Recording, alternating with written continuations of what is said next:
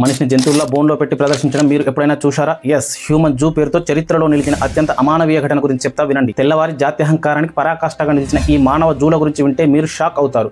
19వ శతాబ్దంలో యూరప్, అమెరికాలో వలస పాలన విస్తరిస్తున్న కాలం. ఆఫ్రికా, ఆసియా ఆదివాసీ ప్రజలను సంస్కారం లేనివారు అని చూపించేందుకు జంతువుల జూలో పెట్టి ప్రదర్శించేవారు. లండన్, ప్యారిస్, హ్యాంబర్గ్ ప్రతి నగరంలోనూ ఇవి పెద్ద ఎగ్జిబిషన్లుగా మారాయి. 1906లో అమెరికాలోని బోన్స్కో జూలో కాంగోకు చెందిన ఓటా బెంగా అనే పిగ్మీ వ్యక్తిని కోతుల పంజరంలో పెట్టి మిస్సింగ్ లింక్ అని పిలుస్తూ ప్రదర్శించారు. అవమానం భరించలేక ఓటా బెంగా సూసైడ్ చేసుకున్నాడు. మానవ జూల చరిత్రలో ఇది అత్యంత విషాద ఘటన. 1958లో బెల్జియం రాజధాని బ్రసెల్స్లో జరిగిన వరల్డ్ ఫెయిర్లో చివరి హ్యూమన్ జూ కనిపించింది. కాంగో నుంచి తెచ్చిన 600 మంది పురుషులు, మహిళలు, పిల్లలను ఆర్టిఫిషియల్ హట్స్లో బంధించి ప్రదర్శించారు. ప్రేక్షకులు వారిని ఆట పట్టించి అవమానపరిచారు. తరువాత నిరసనలతో హ్యూమన్ జూస్ పూర్తిగా నిలిచిపోయాయి.